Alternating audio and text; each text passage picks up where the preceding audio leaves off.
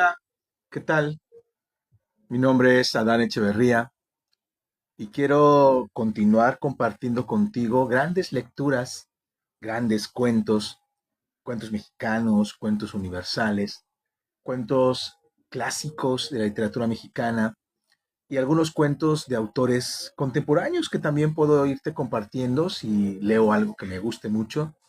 Puedo leerlo aquí en el canal y comentarlo. Pero hoy quiero compartirte de esta antología, Los mejores cuentos mexicanos, compilada por Gustavo Sainz para la editorial Océano, en el año, déjame te digo, el año, esta compilación, del año de 1982. 1982. Esta compilación trae una dedicatoria que dice: dedico este libro a mis compañeros de la Dirección de Literatura del Instituto Nacional de Bellas Artes de enero de 1977 a diciembre de 1981. Y hay una retahíla de gente que algunos vale la pena leer porque algunos son escritores y algunos pues han sido eh, burócratas culturales desde hace muchos años, en esa época en que Gustavo Sainz estuvo por allá, ¿no? Y dice María Victoria Meraz, Josefina Lara, Marta Bernal, Rosa María Ortiz Ureña, Ana Berta Guarneros, Adriana Rodríguez, Rosina Larrañaga, Guadalupe Valdés, Luz González Arango, Esther Galger, Josefina Estrada, Celinda Zárate, Sonia de la Colina, Nicolasa del Valle, Estela Lago, Blanca Lilia Cabrera, María Dolores Miranda Facineto, Patricia Rosas, María Jesús Albarrán, Angélica Sherp, Elsa Cross, fíjense, Mario González, el escritor, Pedro González, Alfredo Martínez, Mario Gilbón, Arturo Trejo Villafuerte, órale, Aurelio González, Sergio Monsalvo, Emiliano Pérez Cruz, wow, José Antonio González Arriaga, Roberto Jurado, Memorio Mendoza, Jorge Mendoza, Guillermo Samperio, Juan Tobar, Ignacio Trejo Fuentes, Enrique Aguilar, Javier Córdoba, Carlos Gaitán, Lucio López Lox, Humberto Rivas, José Luis Sainz, Álvaro Abreu, Salvador Castañeda, Felipe Pérez, Cornelio Moyano, Rafael Madrid, Francisco Cataño, Ricardo Ruiz y Fernando Pérez Rincón. Esos son un poco los que les dedican los compañeros, ¿sí? Impreso en México, decía, es una edición de 1982. Les voy a leer más o menos un poco el contenido a quienes trae Alfonso Reyes, Efren Hernández, Juan José Arriola, Juan Rulfo, Carlos Fuentes, José Revueltas, Sergio Magaña, Elena Garro, Tomás Mojarro, José de la Colina, Arturo Souto, Juan García Ponce, Sergio Pitol, Guadalupe Dueñas, Sergio Galindo, Emilio Carballido, Salvador Elizondo, Heraclio Cepeda, José Emilio Pacheco, Armando Ayala Anguiano, María Luisa Mendoza, Guillermo Samperio, María Luisa Puga y Brianda Domecq. Esos son los autores que están compilados. Bien, voy a leerles de esta antología. Este cuento mexicano, de un escritor mexicano, lo lees, lo acabas leyendo en todos lados, toda antología lo trae. Y más adelante trataré de leer algún otro cuento de esta misma antología, de autores que no siempre están representados en las antologías y que Gustavo Sainz sí ingresa. Bueno, en esta ocasión vamos a leer del gran Juan José Arriola. Yo creo que su cuento más leído. No quiere decir que sea lo mejor que escribió, ¿sí? El inicio de Confabulario, que hemos repasado por acá, me parece bárbaro, ¿no? Bárbaro. Pero vamos a leer El guardaagujas. Bueno, hay una anécdota bien interesante que me pasó, pero bueno, primero vamos a leer el cuento. El guardaagujas de Juan José Arreola. El forastero llegó sin aliento a la estación desierta. Su gran valija, que nadie quiso cargar, le había fatigado en extremo. Se enjugó el rostro con un pañuelo y con la mano en visera miró los rieles que se perdían en el horizonte. Desalentado y pensativo consultó su reloj. La hora era justa en que el tren debía partir. Alguien, salido de quién sabe dónde, le dio una palmada muy suave. Al volverse, el forastero se halló frente a un viejecillo de vago aspecto ferrocarrilero. Llevaba en la mano una linterna roja, pero tan pequeña que parecía un juguete. Miró sonriendo al viajero, que le preguntó con ansiedad: «Usted perdone, ¿ha salido ya el tren? ¿Lleva poco tiempo en este país? Necesito salir inmediatamente. Debo hallarme en T mañana mismo. Se ve que usted ignora las cosas por completo.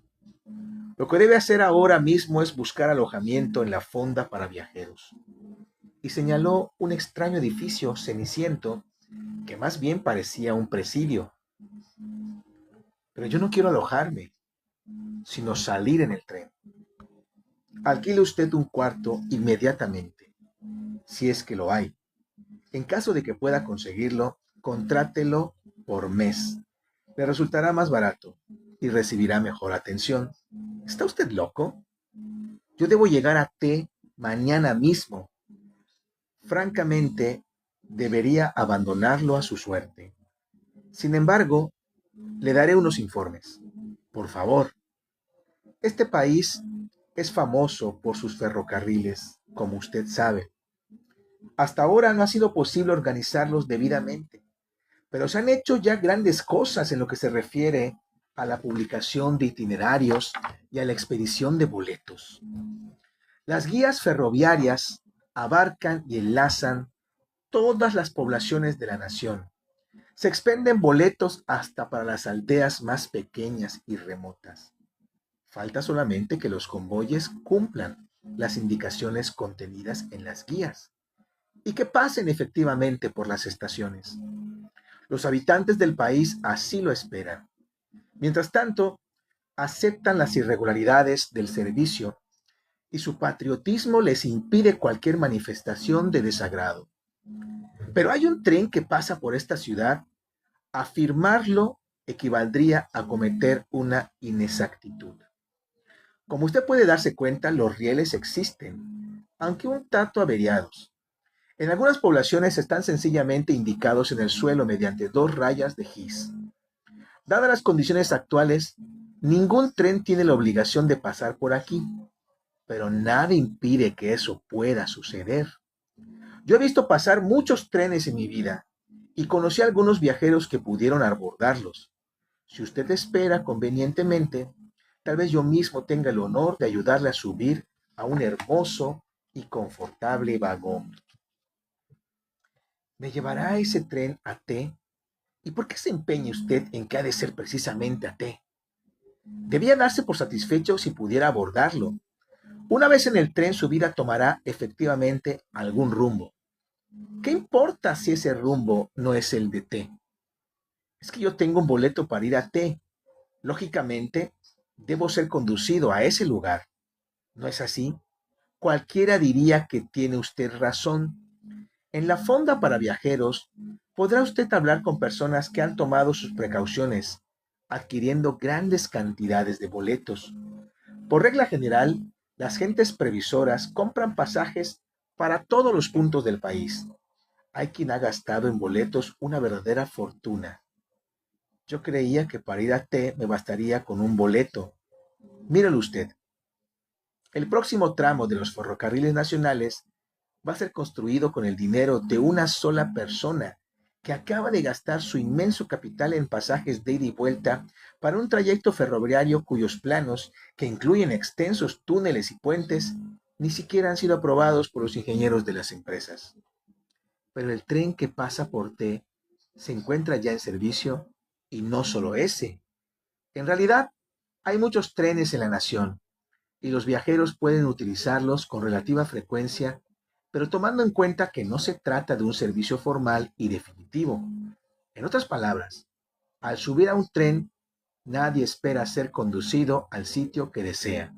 ¿Cómo es eso? En su afán de servir a los ciudadanos, la empresa debe recurrir a ciertas medidas desesperadas. Hace circular trenes por lugares intransitables. Esos convoyes expedicionarios emplean a veces varios años en su trayecto y la vida de los viajeros sufre algunas transformaciones importantes. Los fallecimientos no son raros en tales casos, pero la empresa, que todo lo ha previsto, añade a esos trenes un vagón capilla ardiente y un vagón cementerio. Es motivo de orgullo para los conductores depositar el cadáver de un viajero lujosamente embalsamado en los andenes de la estación que prescribe su boleto. En ocasiones, esos trenes forzados recorren trayectos en que falta uno de los rieles. Todo un lado de los vagones se estremece lamentablemente con los golpes que dan las ruedas sobre los durmientes. Los viajeros de primera, otra de las previsiones de la empresa, se colocan del lado en que hay riel.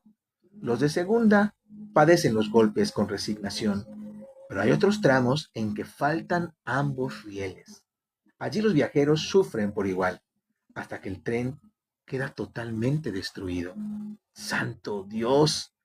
Mire usted, la aldea de F surgió a causa de uno de esos accidentes. El tren fue a dar a un terreno impracticable. Lijadas por la arena, las ruedas se gastaron hasta los ejes. Los viajeros pasaron tanto tiempo juntos que de las conversaciones triviales surgieron amistades estrechas. Algunas de esas amistades se transformaron pronto en idilios y el resultado ha sido F, una aldea progresista llena de niños traviesos que juegan con los vestigios enmohecidos del tren.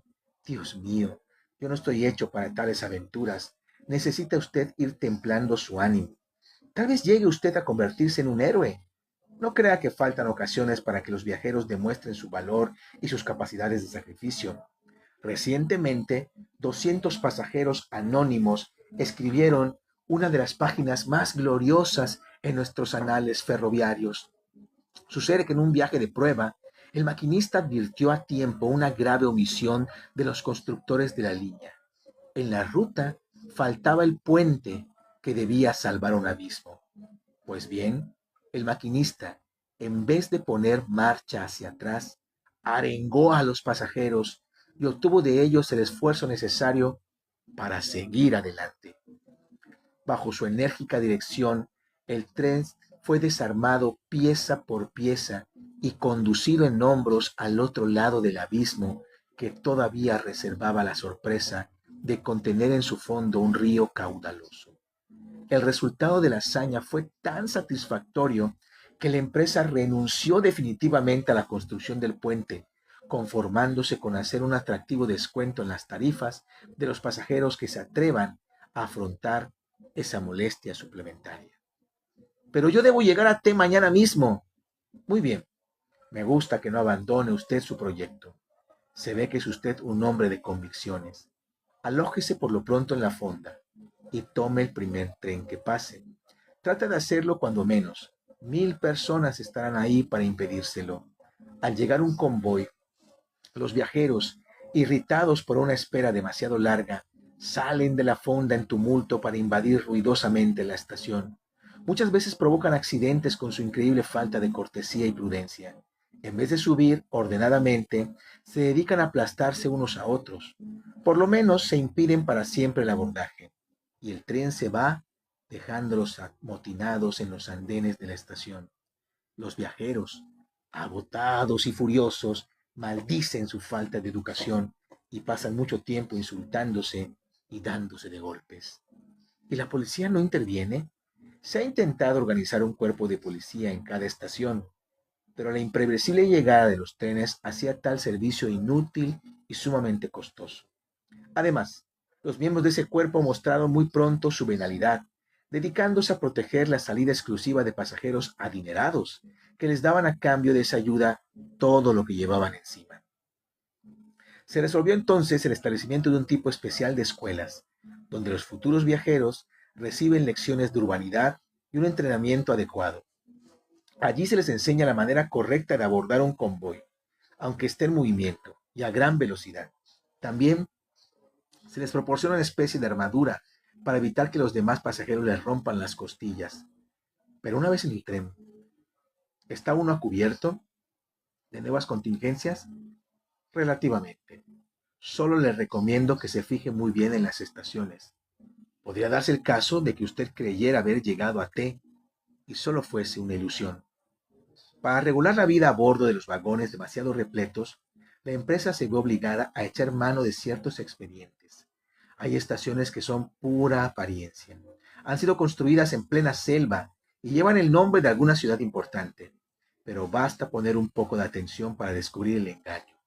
Son como las decoraciones del teatro, y las personas que figuran en ellas están llenas de aserrín. Esos muñecos revelan fácilmente los estragos de la intemperie, pero son a veces una perfecta imagen de la realidad. Llevan en el rostro las señales de un cansancio infinito. Por fortuna T no se halla muy lejos de aquí, pero carecemos en momento de trenes directos. Sin embargo, no debe excluirse la posibilidad de que usted llegue mañana mismo, tal como lo desea. La organización de los ferrocarriles, aunque deficiente, no excluye la posibilidad de un viaje sin escalas. Vea usted, hay personas que ni siquiera se han dado cuenta de lo que pasa. Compran un boleto para ir a T. Viene un tren, suben y al día siguiente oyen que el conductor anuncia: hemos llegado a T. Sin tomar precaución alguna, los viajeros descienden y se hallan efectivamente en T. ¿Podría yo hacer alguna cosa para facilitar ese resultado? Claro que puede usted. Lo que no se sabe es si le servirá de algo. Inténtelo de todas maneras. ¿Sabe usted el tren con la... Suba usted al tren con la idea de que va a llegar a T. No trata a ninguno de los pasajeros. Podrían desilusionarlo con sus historias de viaje y hasta denunciarlo a las autoridades. ¿Qué está usted diciendo? En virtud del estado actual de las cosas, los trenes viajan llenos de espías. Estos espías, voluntarios en su mayor parte, dedican su vida a fomentar el espíritu constructivo de la empresa. A veces uno no sabe lo que dice y habla solo por hablar, pero ellos se dan cuenta enseguida de todos los sentidos que puede tener una frase, por sencilla que sea. Del comentario más inocente saben sacar una opinión culpable. Si usted llegara a cometer la menor imprudencia, sería prendido sin más. Pasaría el resto de su vida en un vagón cárcel o le obligarían a descender en una falsa estación perdida en la selva. Viaje usted lleno de fe. Consuma la menor cantidad posible de alimentos y no ponga los pies en el andén antes de que vea en té alguna cara conocida. Pero yo no conozco en té a ninguna persona. En ese caso, redoble usted sus precauciones.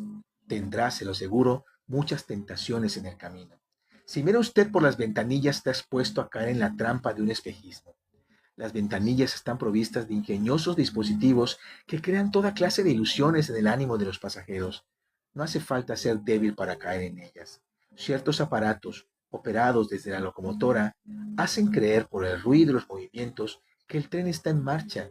Sin embargo, el tren permanece detenido semanas enteras mientras los viajeros ven pasar cautivadores paisajes a través de los cristales. ¿Y eso qué objeto tiene? Todo esto lo hace la empresa con el sano propósito de disminuir la ansiedad de los viajeros y de anular en todo lo posible las sensaciones de traslado. Se aspira a que un día se entreguen plenamente al azar en manos de una empresa omnipotente y que ya no les importe saber a dónde van ni de dónde vienen. ¿Y usted ha viajado mucho en los trenes? Yo, señor, soy un guardagujas. A decir verdad, soy un guardabujas jubilado y solo aparezco aquí de vez en cuando para recordar los buenos tiempos. No he viajado nunca, ni tengo ganas de hacerlo, pero los viajeros me cuentan historias. Sé que los trenes han creado muchas poblaciones además de la aldea de F, cuyo origen le he referido. Ocurre a veces que los tripulantes de un tren reciben órdenes misteriosas. Invitan a los pasajeros a que desciendan de los vagones, generalmente con el pretexto de que admiren las bellezas de un determinado lugar. Se les habla de grutas, de carretas, de cataratas, de ruinas célebres. 15 minutos para que admiren usted la gruta tal o cual, dice amablemente el conductor.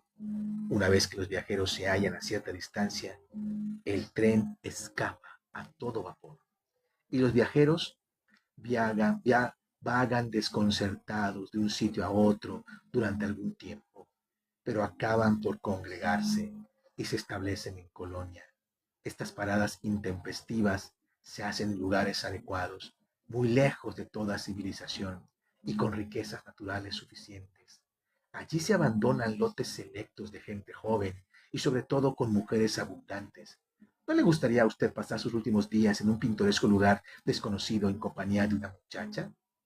El viejecillo sonriente hizo un guiño y se quedó mirando al viajero, lleno de bondad y de picardía. En ese momento se oyó un silbido lejano. El guardaagujas dio un brinco y se puso a hacer señales ridículas y desordenadas con su linterna. ¿Es el tren?, preguntó el forastero. El anciano echó a correr por la vía desaforadamente. Cuando estuvo a cierta distancia, se volvió para gritar: «¡Tiene usted suerte! Mañana llegará a su famosa estación». «¿Cómo dice usted que se llama?». «X», contestó el viajero. En ese momento el viejecillo se disolvió en la clara mañana, pero el punto rojo de la linterna siguió corriendo y saltando entre los rieles imprudentemente al encuentro del tren. Al fondo del paisaje, la locomotora se acercaba como un ruidoso advenimiento. Bueno, eso fue El guardaagujas de Juan José Arreola. Y que es interesante las anécdotas que dejan, ¿no? O sea, es una crítica al gobierno, es una crítica a los gobiernos revolucionarios, es una crítica a la construcción de los trenes y es una crítica al estado de cosas de los medios de comunicación en México. Y fantasía, el juego, el, los textos lúdicos, juguetones que siempre caracterizaban a Juan José Arriola. Pero ¿qué es importante en este texto? Fíjense, yo les contaré una anécdota. En el 2020, poquito antes de la pandemia, 2019, COVID-19, pero realmente en el 20 nos cerraron. Pero al inicio del 20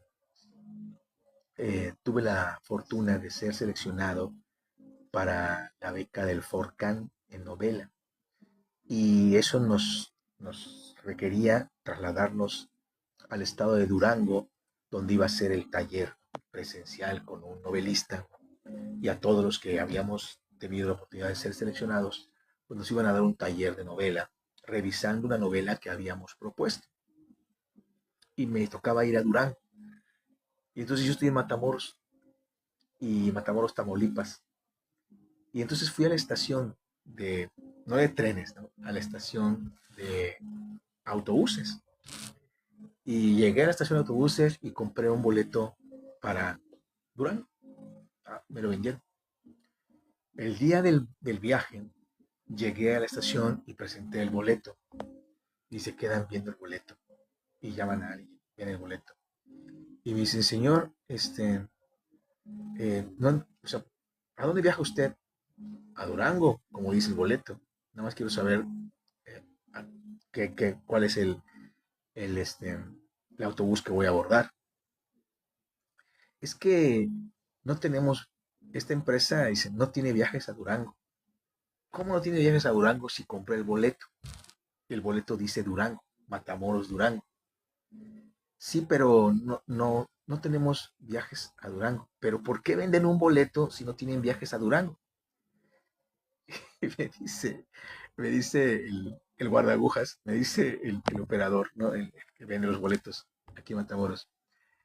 Bueno, es que a veces pasa un autobús que viaja hacia Durango, pero no sabemos cuándo pasa. Le digo a mi esposa: no puedo creer que en el año 2020, en el siglo XXI, tuviera yo que constatar que en el norte del país sigue funcionando el cuento de Juan José Arreola. O sea, increíblemente no sabían si había un boleto. ¿Y qué puedo hacerle? Y ya me vendieron un boleto, creo que a Victoria, y de Victoria. O sea, bueno, no me vendieron, sino, o sea, sí me vendieron, tuve que pagar un extra, porque no podía, el monto que yo había pagado no contemplaba el otro pasaje, pero no me lo pagaron completo, no me lo cobraron completo.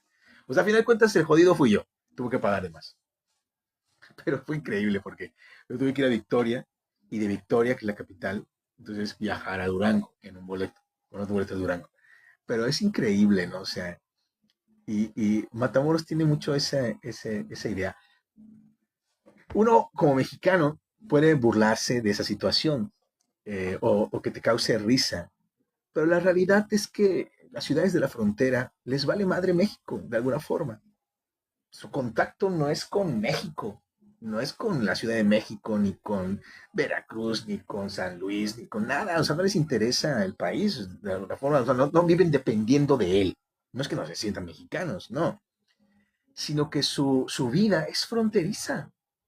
Y entonces, pregúntales por Austin, pregúntales por Corpus Christi, pregúntales, te conocen todo, ¿sí? Todo. Cruzando el río Bravo, pues son sus amigos, sus vecinos, sus familiares, se van de peda del otro lado, compran en el Walmart del otro lado. Entonces, evidentemente, no tienen esa comunicación directa. Ellos cruzan a Bronzeville, agarran un vuelo y se van a Europa. Cruzan a Bronzeville, se agarran un vuelo y se van a Cancún. Porque evidentemente los nacidos en Matamoros, en la región, tienen una facilidad, obtienen mucha más facilidad que nosotros de tener el visado, ¿sí? Porque son nacidos acá, siempre han estado acá, sus raíces están acá. Y eso les permite pues cruzar y recorrer toda la frontera y en la frontera pues los vuelos son para todos lados, ¿no? Entonces cruzan a Brosville, vuelan a Europa, vuelan a Cancún, vuelan a Ciudad de México, pero aquí en Matamoros, su aeropuerto es una terminal de no sé, el aeropuerto de Matamoros es una terminal de autobuses y la central de autobuses que acaban de remodelar parece una horrera. O sea, de verdad parece una bodega horrera. Los colores incluso de la bodega horrera le pusieron. Creo que la bodega horrera financió la central de autobuses de Matamoros. Y bueno, hay una anécdota que me recuerdo mucho ese cuento, ¿no? Evidentemente, porque les decía en algún video que de alguna forma me han acusado de que todo lo que conversan conmigo lo llevo a una cita literaria o lo llevo a una anécdota literaria. Y pues quizá, pero esa anécdota me gustó mucho porque me pasó exactamente lo que dice el guardabujas, ¿no? O sea, a veces pasa un autobús a Durango, pero no tenemos certeza de que así sea. Y yo me quedé parado, dije, bueno, voy a rentar un cuarto aquí enfrente a ver si algún día pasa el autobús a Durango. Increíble, ¿no? Que me hayan vendido un boleto para viajar a una ciudad que no tenían certeza de que el autobús pasara por Matamoros. Fue muy chistoso. Bueno, ahí tienen ustedes el guardagujas, este hermoso cuento, lúdico cuento, que muestra un poco que cualquier cosa, que es un poco lo que el maestro Arriola planteaba, el maestro Arriola, ya vimos el maestro Monterroso, ya luego les leeré algunos cuentos de Cortázar, que yo no soy muy amigo de Cortázar como escritor, creo que es muy menor, yo lo creo así, ¿eh? O sea, lo de Rayuela es una mamada, y y así muchos cuentos, que son, más bien es un gran tallerista, o sea, te dice, hay que hacer esto, ¿no pudiste, no viste cómo lo hice? Bueno, te voy a volver a hacerlo. ¿Ya viste cómo lo hice? No. Y así es un poco Cortázar y eso es padrísimo para quienes les gusta escribir. Y pero no tiene esa profundidad que tienen otros. Y Arriola, pues es esto, ¿no? Es un autor lúdico, tallerista al fin. Es un autor muy lúdico que te muestra también que cualquier cosa se puede desarrollar lúdicamente jugando con el lenguaje, se puede desarrollar una fantasía, una ficción, y cómo lo tienes que explicar, como plantea el cuento. O sea, no te dice, y fulano llegó y platicó, y él le contestó, y él le dijo, y el otro le dijo. No, van los diálogos directos. Él dice una cosa y le contestan. La única interacción, o la primera interacción, fue, le tocaron el hombro, ¿no? Y se volteó y empieza el diálogo, ¿sí? De dos desconocidos. Es el diálogo de dos conocidos, y uno angustiado porque quiere viajar y el otro pues es fantasmagórico, ¿no? Y acaba siendo fantasmagórico porque el tren sí llegó, un poco atrasado, pero llegó. Entonces, evidentemente ese juego, ese qué es la narración, pudo haber sido un viaje de Arriola, y qué hizo, simplemente metió el cuento, metió al personaje fantástico para confundir en el relato y desarrollar la información. Y eso es lo interesante del texto, ¿sí? Entonces, no podemos perder esa posibilidad de aprender eso, ¿no? De que se puede.